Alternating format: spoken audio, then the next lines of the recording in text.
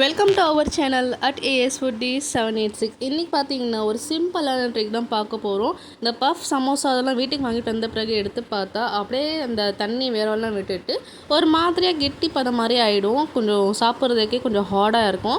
So அந்த மாதிரி நேரத்தில் இந்த ஒரு ட்ரிக்கை யூஸ் பண்ணி பாருங்கள், ரொம்ப யூஸ்ஃபுல்லாக இருக்கும். அண்ட் நம்ம சேனலுக்கு புதுசாக வந்திருக்கீங்கன்னா மறக்காமல் சேனலை சப்ஸ்கிரைப் பண்ணிக்கோங்க, லைக் பண்ணுங்கள். நிறைய பேர் வீட்டில் பார்த்தீங்கன்னா ஓவன் இருக்கும், அவங்க ஹீட் பண்ணி எடுத்துருவாங்க, அவ்வளோ டென்ஷன் இல்லை. பட் ஓவன் இல்லாதவங்களுக்காக தான் இந்த டிப்ஸை நான் சொல்லிகிட்டு இருக்கேன். நான் ஒன்றும் இல்லை, ஜஸ்ட்டு பேன் இல்லைன்னா தவானா பார்த்தீங்கன்னா பேன் தான் எடுத்திருக்கேன். நல்லா ஃப்ரீ ஹீட் பண்ணிவிட்டு அதை ஸ்டாண்ட் வச்சுட்டு நம்ம வாங்கிட்டு வந்த பஃப் சமோசா எது இருந்தாலும் வச்சுட்டு க்ளோஸ் பண்ணிவிடுங்க.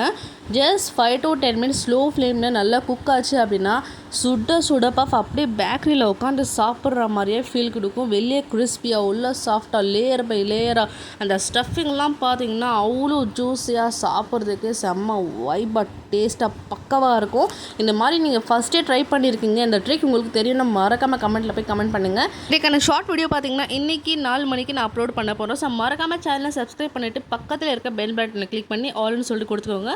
அப்போ தான் நான் அப்லோட் பண்ணுற எல்லா வீடியோஸுமே டக்குன்னு உங்களுக்கு நோட்டிஃபிகேஷனாக வந்துக்கிட்டே இருக்கும். ஸோ மறக்காமல் நம்ம சேனலை சப்ஸ்கிரைப் பண்ணிக்கோங்க, லைக் பண்ணுங்கள். அண்ட் இந்த மாதிரி ட்ரிக்கெல்லாம் உங்களுக்கு ஃபஸ்ட்டே தெரியும் அப்படின்னு நான் மறக்காமல் கமெண்ட் பண்ணுங்கள். அண்ட் அது மட்டும் இல்லாமல் உங்களுக்கு எந்த மாதிரி பஃப் எல்லாம் பிடிக்கும்னு சொல்லிட்டு கமெண்ட் பண்ணுங்கள். Thank you so much, bye bye.